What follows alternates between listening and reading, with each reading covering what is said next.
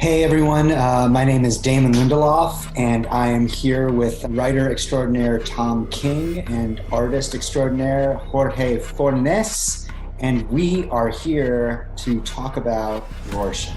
Not just the man, the myth, the legend, but now the new 12-issue comic that's about to be released. Let's start basically chatting it up. So welcome, guys. Welcome to DC FanDome.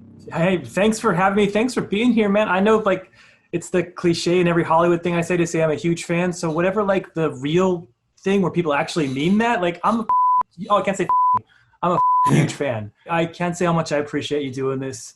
You're such an inspiration to me. And thank you. I'm trying to play it cool, so ignore my fanboying. I profoundly appreciate it, and I'm not just saying this. The door swings both ways. I've been a huge fan of yours since Vision, and obviously Mr. Miracle is extraordinary, and The Sheriff of Babylon, and the recent run on Batman is just incredible. I heard rumblings. This started a couple of months ago. I think that maybe you tweeted something and deleted it, or you made some sort of obscure reference. But I guess we should probably just begin with the beginning, Watchmen itself. So I was wondering if each of you could kind of talk about your relationship with the original 12-issue masterpiece, when you first read it, how you feel about it, its place in contemporary comics lore, et cetera, et cetera. I mean, it's tough to talk about Watchmen because it's like talking about the Earth and mentioning the sun. It's like comics are built from it. It's hard to even sort of talk about it. But I mean, you could take it back to the personal, which is, I do remember the first time I read it. I was way too young. I'm sure my mother had no idea I was buying it. I was 10 or 11 years old. I read it in one sitting on some Friday nights. I read all the back material, like the super nerd. I didn't get all the subtleness and the structure stuff, but I got the story, the idea that sort of superheroes weren't where we thought we were. They were in this real. There was something deep and dark about them, and this was.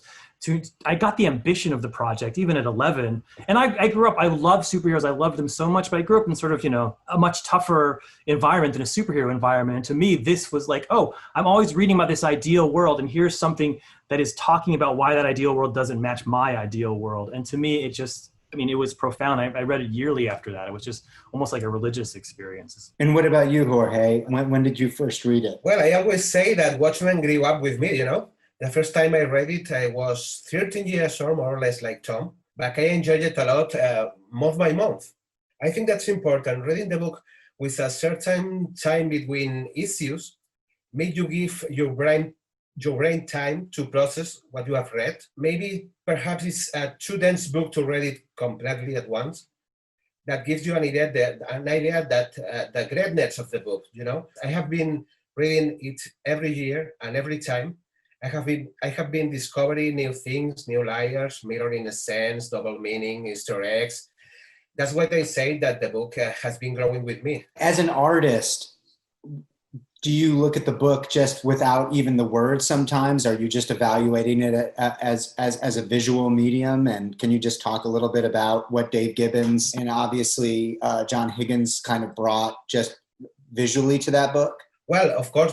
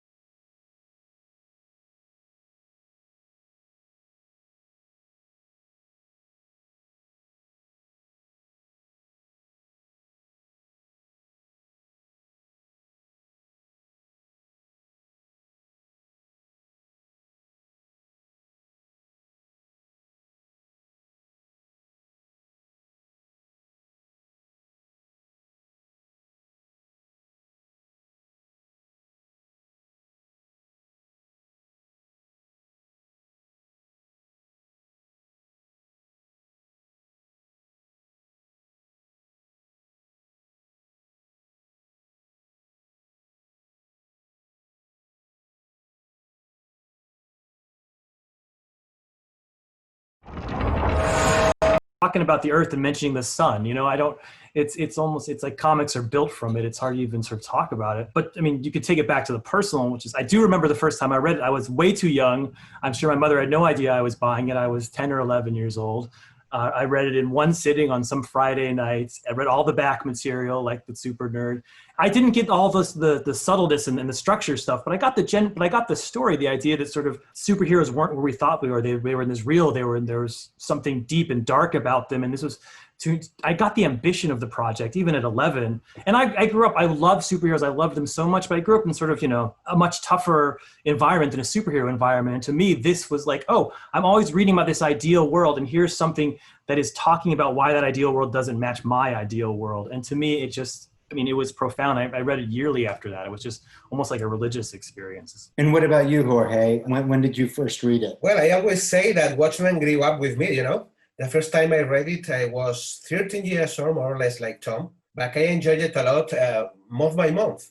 I think that's important. Reading the book with a certain time between issues make you give your brain time to process what you have read. Maybe perhaps it's a too dense book to read it completely at once.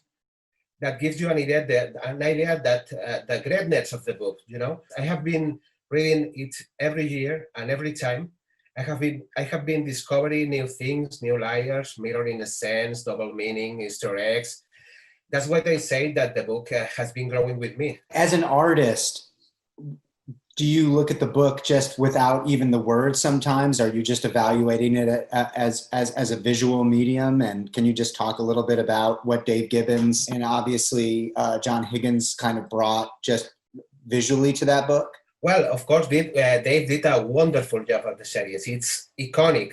I learned a lot from his work every time I read the original book. But I think currently, it's not our way to try to follow in the footsteps of the original Watchmen, either conceptually or graphically, if we want to explain our own story. So I decided not to look too much his work, except to do some homage sometimes, to try to find the best look that would work for our story, I think that's a very natural pivot to what we'll certainly be talking about, the Old Testament, the original Watchmen, as this conversation continues for all sorts of obvious reasons. Certainly from a fan perspective, and I know that I was certainly asked this a bunch when we did the television series, kind of why and why now? Frankly, I was reluctant. I didn't want to do this. They had offered it to me much earlier, and I had said no. You don't want to be the guy who follows Richard Pryor on stage, to tell the next joke. It just sets you up for failure. You don't want to be sort of compared to something that you can't ever beat. And frankly, I just didn't think there was room to breathe in that universe, because I think sort of the original Watchmen had sort of said what needed to be said. And I feel like I'm sucking up to you, but honestly, when I first saw your show, I remember just looking at the pilot, the first episode, and I said, oh, someone can follow Pryor. Someone can still make jokes and still make people laugh as much as they're on the floor. But you need the exact right environment, and you need to not sort of, I'm going to switch metaphors here, but you can't be the cover band. You can't be the Monkees to the Beatles. You got to be the Stones. You got to be the next thing, not a copy of the last thing. When I've sort of had the vision that could be done, then, that opened the doors, because obviously right now, America is in a very bizarre place. Look, we're in a very bizarre place. We're in FanDome instead of in San Diego. And it changes every single day. And we're going through just incredible, tumultuous insanity, which is grinding us and testing us. To talk about that in a comic book and in a literary way, I think Alan Moore's given us sort of the notes, in the way sort of someone might give Wagner a scale. He gave us the notes to talk about our current moment, and so I wanted to play in that sandbox to talk about this. And so it's a very political work. It's about today. It's about contemporary. But it's a very, it tries to be revolutionary in the way Watchmen tries to be revolutionary. I just want to say I deeply appreciate that everything that you just said, and thank you so much. It means a lot. I'll also say I cannot in any good conscience use the pronoun I, because I was literally sitting in a room, just in the writer's room, with like a dozen people, all of whom kind of came to Watchmen from different angles. Some of us had a very, a decades long history with it. Others sort of like read it right before the interview.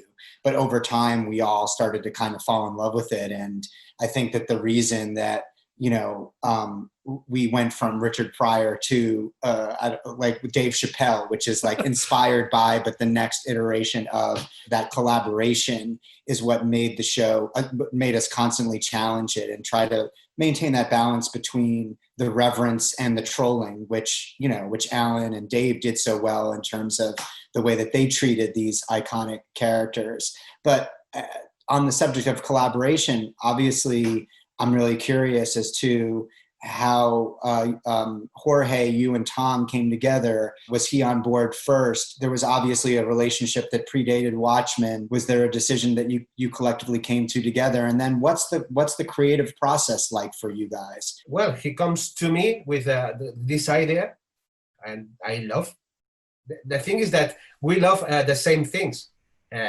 All comic books, noir, Watchmen, and for me it's very easy to work on this project because I have read the script and was so exciting every time I read an issue.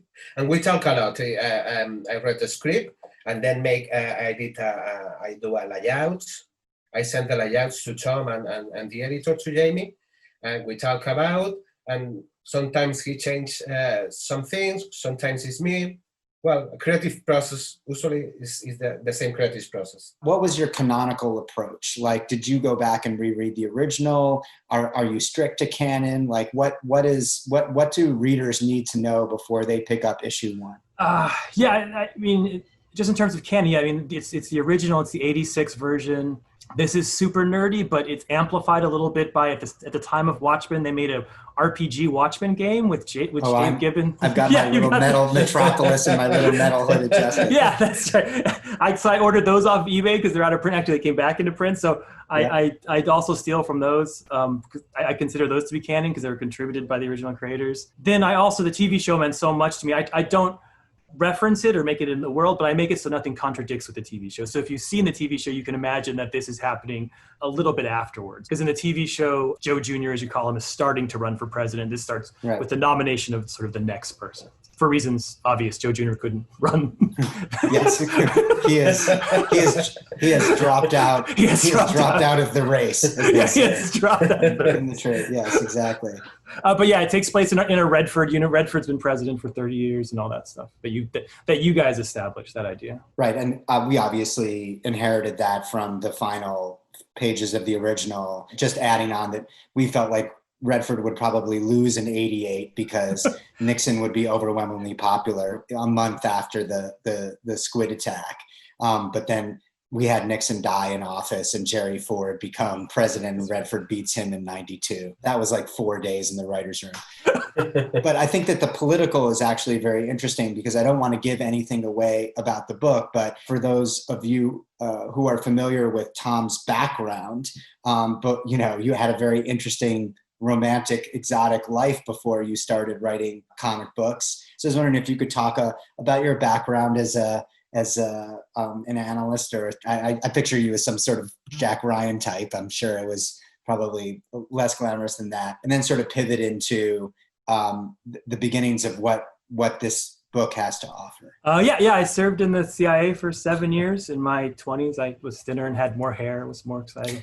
But I wasn't an analyst. I was a case officer, which are the guys that actually go out into the field and have the quote unquote gadgets and recruit spies and all that stuff. So I was out there with guns and all that crap. As complicated as that time was, it seems almost simple in retrospect. Like Al Qaeda was a very big bad guy, and my job was to take them down. And that seems so much more simpler than our bad guy now is a much bigger killer, and the only way to fight it is to stay home. It seems that seems almost cartoonish in retrospect. But yeah, it starts off with the assassination of a president, and the whole thing is looking to why this assassination occurred and how a character who seemed to be Rorschach was involved in the assassination. In the Citizen Kane style, as a detective sort of going around and asking people what happened, and as they ask them, you get flashbacks to what happened. That idea that sort of you find sort of these nodes of knowledge, and the nodes of knowledge take you into the world before as you solve the mystery. The idea was, while talking about the issues he was talking about, government and power and deep conspiracies that Moore was talking about, to get away from the way he was telling that story. Because I feel like if we told it the exact same way Alan did, we would be doing the exact opposite of what he did, which was innovation. So we're using these sort of weird stories and weird influences, and it's very noir drenched to sort of get away from that original Watchmen, how to tell the story, but to get at that huge themes of that story. Jorge, both of you guys have mentioned this sort of word noir, which is just as much a mood or a tone as it is a visual style. But as the person who's responsible for the visual style, how do you approach making bringing war to the page? Well, it's been a hard work. One of the most recognizable things about Watchmen is the phenomenal work that they did at the series. They create a world is timeless. You have these electric cars, but outside is that all the double buttons, coats, hats, all the noir stuff that I love it. And I have seen your TV show too to get the visual style, because the temporal is the same time. Yeah, it's taking place now. It's an alternate version of now. The main difference kind of being the way the technology works in the world. Our idea was that even though they would be advanced in some ways, that there was a technophobia that emerged in the wake of the squid drop, where, you know, in the same way that we look at like anti-vaxxers today, that there would be people who said like, oh, it was the beginnings of Wi-Fi that allowed this, you know, rip in the time-space continuum, because they don't know that Adrian Veidt is responsible. And we always love the idea of like unintended consequences of people who are trying to create utopias. That's the oldest science fiction story there is we're going to make big tomatoes and you end up with giant ants. So Yes. Like, it's always some well-intentioned mad man. It's usually a man. And I do think, like, obviously, because the 1940s are such a prevalent time frame in the original Watchmen, the age of the Minutemen, et cetera, you want to kind of draw a straight line tonally between the old and the new. But I think that, like, again, what's really cool about your take on it is it's obviously contemporary, alt-contemporary, but it's got this kind of really exciting 1970s feel to it, even though it's in the modern day, just in terms of what the story is. But I actually do want to talk a little bit about Rorschach. The name of the book is Rorschach. It's a deconstruction of the character in many ways, both literally and thematically and figuratively. And I was wondering if just you guys could talk a little bit about that character. Rorschach, as probably a lot of nerds know, but some nerds know, it's a parody character. It's making fun of Steve Ditko's creation, Mr. A, and a little bit of The Question, and which is the idea that sort of Steve Ditko post Stan Lee became enmeshed in the philosophy of Ayn Rand. It boils down to a lot of things, but basically the idea is in Ayn Rand, there is good and there is bad and there's nothing in between. And Ditko's personal philosophy was his responsibility as an artist was to write about people who were good that were killing bad people. And if you varied from that at all, you weren't doing your responsibility as an artist. And if you read his fiction, the Mr. A stuff, because I did a lot of research into him, because Ditko plays a big role, you can see Ditko slowly going, there's no other way, but he's slowly going mad as he goes forward and forward. But he's going mad in the most artistically beautiful. It's like watching Van Gogh, you know, you're watching a madness poured out on a page where it gets more and more intricate. He gets more and more obsessed with these Randian concepts. And he hates more and more of the world, and he becomes almost a Rorschach figure himself. Or, you know, he eventually trapped himself in his apartment for 30 years, basically left just to get groceries and ignored the outside world except to grumble now and then. So Alan Moore, he took that idea of a character who only saw good and bad and turned him into the ultimate vigilante. And yet somehow that parody, and probably Ditko would have giggled at this, appealed to people. And really grasp in that sort of way that when you're a kid, you love Wolverine and you love the Punisher. And I remember as a kid, I was like, man, Rorschach's my favorite. I remember the first time I read Watchmen, I was like, oh, they made a mistake. The one thing that would have fixed this book if they had let Rorschach and Veidt get together at the end, just to get a little vengeance at the end. How dare Veidt get away? Like, Rorschach should have killed him. And it's only like, I think there's the maturing. But of course, that's the marvel of the term Rorschach that Alan uses, is the idea that sort of, as I look at Rorschach, I'm seeing him as a character, but I'm also seeing my perception of him. And as it changes, I'm seeing myself change, which is what a Rorschach test is, right? It's you looking at something and you're looking at an image, but what you're actually seeing is yourself. And so that the fictional work becomes about you. And so what this book is about, it's about a detective solving a mystery. So the bigger theme is, as he's solving this mystery, is him looking into his own Rorschach test and sort of finding out about himself, and that motivates him to take action eventually. Yeah, you understand this now, because in the 80s, when we were young, Rorschach was everyone's favorite. Because, yeah, of course. You know, was the 80s, with the golden age of the canon films. We had Rambo, we had Charles Bronson, and then you grew up and you start to understand what Rorschachs mean, the Manichaean aspects of the character, you know. Yeah, and I think that there's levels and levels and levels, which it feels like you guys are starting to unspool. And in many ways, there's nothing more frustrating as an artist to be misunderstood. But again, Alan Moore, he would, somebody asked him about Ayn Rand and he was not a fan. It's seemingly a contradiction, but it's more kind of wrestling with the appeal of these characters who see the world in a very kind of black and white way because we crave that purity, but also the reckoning of, shouldn't we be worried about these people? And that kind of pivots into my next question for you, which is, what, if anything, does this book want to say about vigilantism? It's obviously, Tom, you have a past in law enforcement. Do you think that this is a cynical book?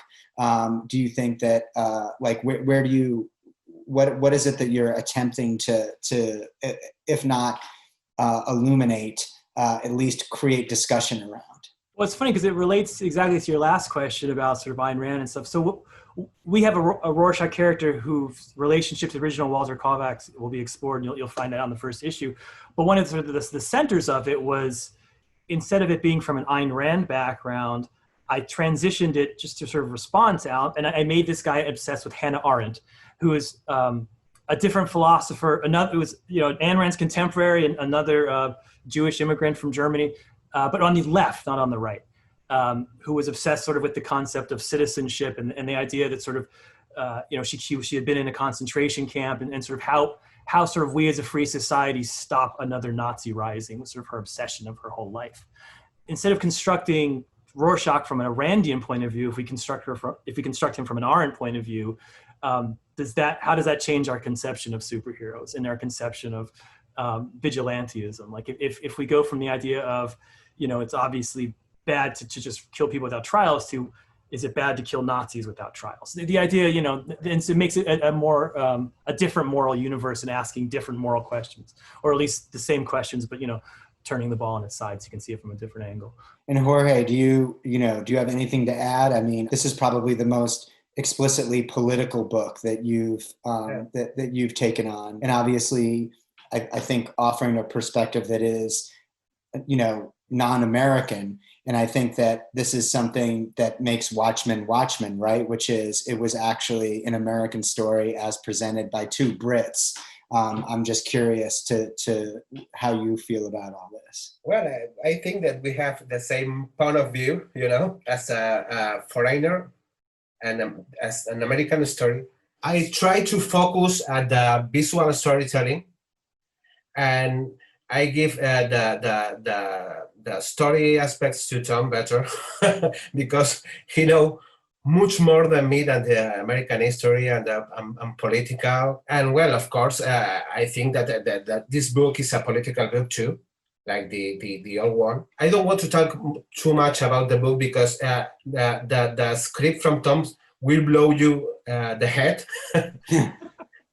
Have a lot of layers, have a lot of mirror things, is absolutely deep. And I think, I hope that everyone takes his own point of view about this script. I don't know if you understand what I mean. I understand. It definitely blew my head. It was wonderful. I'm not going to lie. I guess a couple questions just as we wrap up, because I could talk to you guys for hours, but I do want to understanding that I don't want to spoil, but also need to, because we're in the FanDome and we don't get to do that wonderful thing that you traditionally do at Comic-Con where the fans themselves get to ask you questions. And so just sort of very quickly, yes or no, or we're not answering that one. Book's called Rorschach. Can we expect to see any other legacy characters in these 12 issues, whether either in past or present, in any version? Yes. Yeah, for sure. Great. You are, or me too. I've seen them. Jorge's already drawn them, so that's a yes. That's a yes. The other question that I have is sci-fi. Are you going to be moving into any what I would call science fiction realms with this story, or is it pretty much going to stay rooted in this straight hard-boiled noir crime thriller? I have to say that I don't like the sci-fi, so I'm into deep noir and story. All right. No, but I do feel it's like the TV show, like your first pilot. It's very grounded, and because you don't know about the whole Veet thing at that point, right? But as you watch it on, you think it's, oh, this is just about sort of this, one town, one Oklahoma. But it actually turned out to be about the whole world was at stake and the whole future was at stake. And that's where we go here. We sort of start grounded, but the stakes keep rising in the middle. Obviously, we've talked a lot about Alan Moore and Dave Gibbons. Alan Moore, I believe, placed a curse on me. At least that's my understanding. I hope that the same is not true of you. I can comfortably say that anybody who reads what you guys have done, at least based on the first 2 issues, is going to feel like it is very much in flow and conversation. And as I said at the beginning, a love letter to the original. But you also mentioned Steve Ditko. And so I just want to close with obviously understanding the complexity of him as a person. Do you think he'd like this book? Let's get a little bit of hubris going here to wrap it up. Because I think that he is such a big part of what inspired this story. So what's your hot take? No, I think Steve would hate it. I just sadly, there's your clickbait. Yeah, I think Steve would hate everything. I mean, I worship his art, but I think he'd hate everything I wrote because I delve, my whole work, my whole oeuvre or whatever is all about sort of moral uncertainty. And that goes right back to my CIA days, obviously, like the idea it's like, you think you know what you're doing, but you don't. And the people you think are your heroes are flawed, and the people you think are flawed are sometimes heroes. Like all that stuff appeals to me as a writer and never appealed to Ditko on any sort of level. Like moral uncertainty was sort of his Moloch, that was what he was rebelling against. So, we're going to pay as much tribute to his beautiful art, and no one tributes Steve better than Jorge. But yeah, he'd totally hate all of this, and I apologize to his ghost. Well, I don't think we're going to do any better than that. So Tom and Jorge, thank you so much for your time, for coming in the FanDome. I'm not entirely sure what a FanDome is. I feel like there should be someone on our shoulders, as people are screaming and fighting and Master Blaster situation. But if we're just going to sit in our colorfully appointed book-laden nerd offices, I couldn't imagine spending it with 2 more exciting artists than yourselves. So thanks for taking the time, and on behalf of all fans, thanks for taking this on. I think that it's easy to say, how dare you? But I speak from personal experience when I say it's not fun trying to clear that bar. It's as high as a bar can get. And so I commend you guys for trying to clear it, and I believe you have, for whatever it's worth. We'll see how the next 10 issues turn out, but I have very, very high hope.